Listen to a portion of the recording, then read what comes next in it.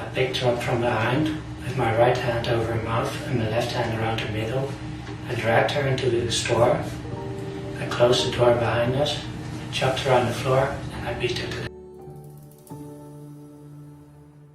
No dia 5 de abril de 2015, a professora Stephanie Scott, de 26 anos, planejou passar o dia resolvendo os últimos detalhes de seu casamento, pois em menos de uma semana, ela e seu amado Aaron, de 27 anos, estariam unidos em matrimônio. Para facilitar as coisas para a substituta que assumiria sua sala de aula enquanto ela estivesse na lua de mel, Stephanie decidiu passar o dia traçando o seu plano de aula na escola em Riverina, no estado de Nova Gales do Sul, na Austrália.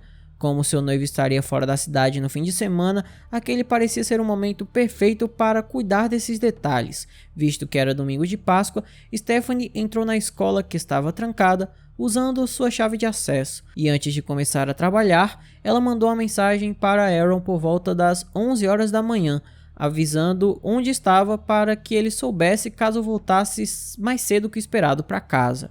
Várias horas depois, os pais dela, Marilyn e Robert, começaram a se preocupar quando chegou a hora do jantar e ela não apareceu. Depois de tentarem ligar para seu telefone e não terem sucesso, eles começaram a procurá-la. Ao mesmo tempo que a família da Stephanie iniciou uma busca, Aaron tentava contatá-la, e enquanto voltava para casa, ele passou a maior parte do caminho ligando para seu número, apenas para ver suas ligações irem direto para a caixa de mensagem. Depois de esperar a noite inteira por uma ligação da Stephanie, o Aaron finalmente acionou as autoridades, que por sua vez disseram que ela era uma mulher adulta e independente que poderia muito bem ter sumido por conta própria. E depois de saberem que ela estava prestes a se casar, os policiais ainda disseram que ela poderia ter saído para algum lugar para esparecer e pensar na vida. No entanto, seus pais disseram que ela não fugiria sem avisá-los, e também ela estava muito feliz por se casar com o amor de sua vida, então fugir não era uma opção viável. Quanto mais aprendiam sobre Stephanie, mais os policiais passaram a acreditar que os pais dela estavam certos. Depois de entrar em contato com Aaron e saber que sua noiva havia estado na escola no início do dia, eles decidiram iniciar a investigação por lá. Bem cedo, na segunda-feira, os policiais foram à escola para rastrear os passos de Stephanie, e nesse meio tempo, sua família notificou os jornais locais sobre seu desaparecimento. Temendo que ela tivesse sofrido um acidente e não conseguisse ajuda, eles esperaram que alguém tivesse visto algo que os levasse até ela. Ao falar com os funcionários da escola, os investigadores descobriram que um zelador chamado Vincent Stanford provavelmente esteve no prédio em algum momento do domingo. Acreditando que ele pudesse saber algo sobre os movimentos de Stephanie no dia em que ela desapareceu, as autoridades o chamaram para uma entrevista, mas quando foram informados que Vincent, de 24 anos, tinha um irmão gêmeo idêntico, os investigadores tiveram primeiro que determinar quem era quem, antes de identificar o seu potencial suspeito. Depois de identificar o homem, os policiais lhe perguntaram sobre quaisquer interações que pudesse ter tido com a Stephanie, e o Vincent disse que por mais que quisesse ajudar, ele não tinha a visto. Ele disse que passou pouquíssimo tempo na escola no domingo e resolveu dedicar o seu tempo livre a um hobby que ele tinha, que era tirar fotos, e também foi a uma loja. E para dar mais credibilidade ao seu depoimento, o homem revelou o nome da loja que ele teria ido, e quando os policiais investigaram, descobriram que a loja estava fechada justamente por causa do feriado da Páscoa. Então, Vincent se tornou o seu principal suspeito. Quando os policiais pediram para ver as fotos que ele havia tirado no dia em questão, o Vincent entregou seu celular sem nem sequer hesitar, e enquanto percorriam a galeria, duas imagens horríveis do que parecia ser um corpo humano em chamas chamaram sua atenção. Quando solicitado a se explicar, o homem disse que as fotos eram capturas de tela de um filme de terror que ele havia assistido. Convencidos de que estavam sentados à mesa com um criminoso de sangue frio, os detetives prenderam o homem que estava indiferente. No dia seguinte, um mandado de busca foi executado na casa que Vincent dividia com sua mãe e seu irmão na cidade de Lytton. Escondidos em seu quarto, eles encontraram um par de algemas manchadas de sangue, um sutiã vermelho que mais tarde foi identificado como pertencente a Stephanie, bem como um conjunto de chaves fornecido pela escola. No computador dele, os investigadores descobriram evidências de que alguém, provavelmente o suspeito, frequentava sites de conteúdo adulto focado em violações de mulheres. Depois disso, o carro de Stephanie foi encontrado abandonado em um campo. Embora ainda não houvesse sinal dela, os investigadores sabiam que estavam cada vez mais perto de encontrá-la e que, quando o fizessem, não teriam um resultado satisfatório. Apesar das crescentes evidências contra o Vincent, ele continuava alegando inocência, e com a ajuda de sua operadora de celular, os policiais conseguiram traçar uma rota que ele teria feito no dia em que a Stephanie desapareceu, e no meio dessa rota eles encontraram um lugar bastante remoto, e quando foram até lá, encontraram o corpo da Stephanie. Então, no dia 10 de abril de 2015, o laptop de Stephanie foi retirado de um canal de irrigação nos arredores de Lytton. Às 17 horas daquele dia, os pesquisadores descobriram seus restos mortais carbonizados em uma área remota do Parque Nacional Cocaparra.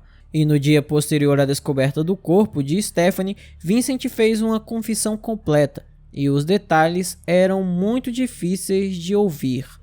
O homem lembrou que no momento em que a viu sentada sozinha na sala de aula, ele sabia que iria tirar a vida dela. E como não sabia quanto tempo a Stephanie ficaria no local, ele sabia que tinha que agir rapidamente. Sendo assim, o homem foi até a casa de sua mãe para pegar alguns itens que já havia preparado.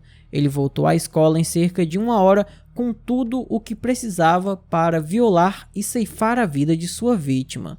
Assim que o homem entrou no prédio, viu Stephanie caminhando em direção à saída, com as chaves na mão. Ao passar, ela sorriu e disse que estava indo embora, inclusive, ela teria lhe desejado uma feliz Páscoa.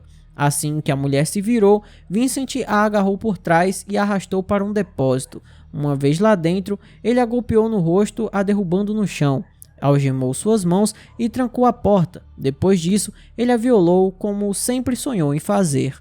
Quando terminou, ele golpeou Stephanie antes de ceifar sua vida com uma faca. Depois de se certificar que sua vítima estava sem vida, ele foi para casa, comeu um sanduíche de queijo e tomou café com a família. Mais tarde naquela noite, o Vincent retornou à cena do crime e colocou o corpo de Stephanie no porta-malas de seu carro. E depois limpou todo o depósito onde o crime aconteceu. Quando finalmente se convenceu de ter cometido o crime perfeito, o homem foi para casa e estacionou o carro atrás de sua residência, de forma que não pudesse ser visto da rua. E ele pensou em como descartaria o corpo de sua vítima, mas primeiro teria uma ótima noite de sono. Quando o dia amanheceu, ele finalmente se livrou do corpo da Stephanie e também se livrou do carro dela. Aliás, depois de ter levado a Stephanie até o local onde iria descartar o seu corpo, ele roubou seu anel de noivado e de formatura e, enquanto ateava fogo no cadáver, ele tirou as fotos que a polícia viu. E para evitar a identificação, ele também roubou a sua carteira de motorista. Quando os investigadores perguntaram por que ele cometeu aquele crime, o homem disse que não tinha escolha. Acontece que ele lutava contra seu desejo de ceifar a vida de alguém desde os 7 anos de idade. Ele ficou maravilhado com o fato de ter resistido tanto tempo e explicou que ficou tão impressionado com a ideia de cometer o crime ao ver Stephanie que não conseguia se conter nem se quisesse. Embora ele não tivesse planejado machucar ninguém naquele dia, encontrá-la sozinha e vulnerável o estimulou a agir. Vincent continuou dizendo que o ataque lhe permitiu liberar as hostilidades reprimidas que vinham crescendo dentro dele há anos. Suas palavras convenceram os detetives de que, se ele não tivesse sido capturado, certamente teria ceifado outras vidas. Tendo finalmente libertado a fera que ele mantinha sob controle desde a infância, não haveria mais como voltar atrás. Quando a psicóloga nomeada pelo tribunal entrevistou o Vincent, ela descobriu que o homem nutria um profundo ódio pela raça humana no geral e que ele só aceitou o trabalho como zelador porque poderia trabalhar em seu próprio ritmo sem precisar ter tanto contato com as outras pessoas, para assim nutrir o seu aspecto antissocial. O relatório dela destacou que o Vincent odiava ser tocado e ter qualquer tipo de intimidade física, e ele também considerava as pessoas ao seu redor como inferiores e descartáveis. Inclusive, ele teria revelado que o ataque a Stephanie foi tão pouco importante para ele que, quando os policiais bateram em sua porta, ele nem lembrava mais do que havia acontecido. Uma análise de seu passado revelou que Vincent sempre foi temperamental, muitas vezes explodindo em acessos de raiva num piscar de olhos. Ele também tinha tendência a perseguir e assediar o sexo oposto, mal equipado emocionalmente para se envolver em um relacionamento saudável e consensual. Ele observava as mulheres de longe, dia e noite, tentando descobrir maneiras de torná-las suas.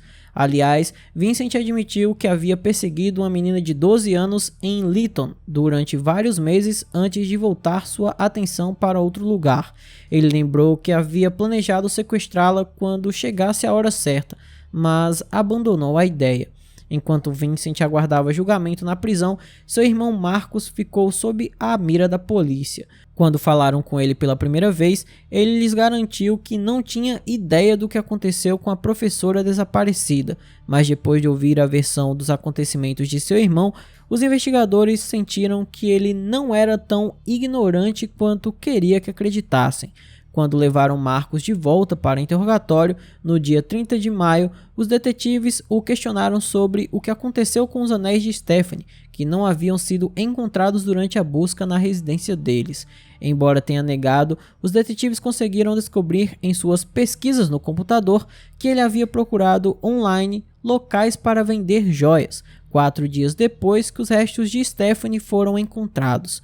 Por causa disso, no dia 10 de junho, Marcos foi preso e acusado de ser cúmplice após o fato, tendo em vista que um cartão de visita foi encontrado entre seus pertences e os levou até uma joalheria, onde alguém penhorou os anéis de Stephanie no dia 9 de maio, pela quantia de $705. 9 meses depois, em 31 de março de 2016, Marcos se confessou culpado de vender os anéis e queimar a carteira de motorista da vítima a pedido de seu irmão, mas não antes de tirar uma foto e salvá-la em seu celular.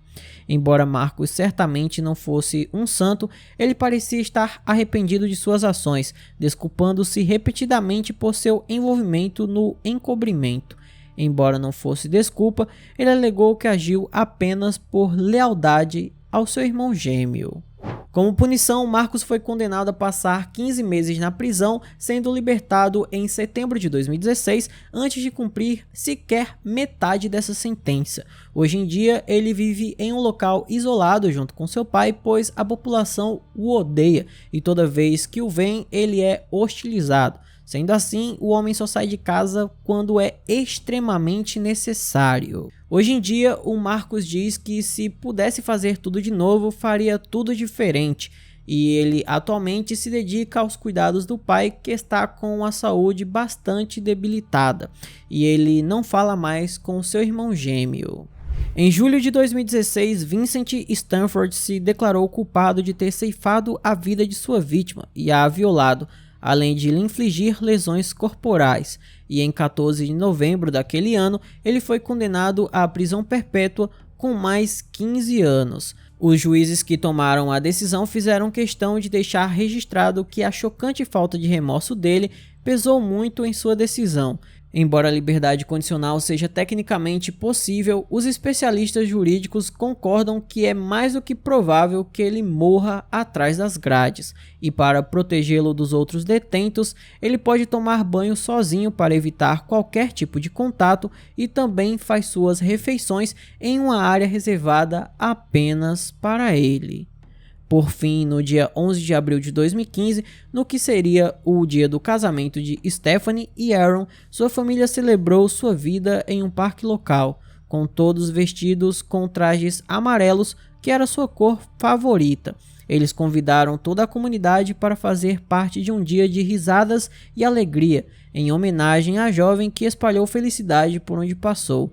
Como se sua família já não tivesse sofrido bastante, 3 semanas após a sentença de Vincent, o pai de Stephanie, Robert, faleceu em um acidente na casa de campo da família. Ele foi atingido por uma árvore que caiu enquanto limpava uma área arborizada. O professor aposentado de 59 anos perdeu a vida com o impacto. Acreditando que o crime contra Stephanie poderia ter sido evitado, seus parentes entraram com a ação civil contra o Departamento de Educação, bem como contra a agência terceirizada que havia contratado Vincent. Seu objetivo final não era o dinheiro, mas sim garantir que métodos de contratação mais rigorosos fossem implementados para garantir que indivíduos que representam um perigo para os outros não fossem contratados. Esse processo teve fim em 2021, embora os termos não tenham sido divulgados ao público. Por sua vez, os representantes da escola observaram que haviam realizado uma verificação de antecedentes criminais e a ficha de Vincent era limpa. Mesmo assim, eles concordaram em seguir diretrizes mais rígidas no futuro. Já no ano de 2022, Aaron anunciou que havia encontrado amor novamente. Ele e sua nova paixão, Samantha, estão noivos e prestes a se casar. Então esse foi o vídeo de hoje, espero imensamente que vocês tenham gostado da forma como os casos e jamais do que acontece. Se você gostou, eu peço que deixe um like, se inscreva no canal, mande para todos os seus amigos, me siga nas minhas redes sociais. Se quiser apoiar o canal, temos várias opções como Pix, seja membro, valeu demais e apoia-se. Vai de você escolher qual delas é a melhor. Por hoje é só, até a próxima e tchau!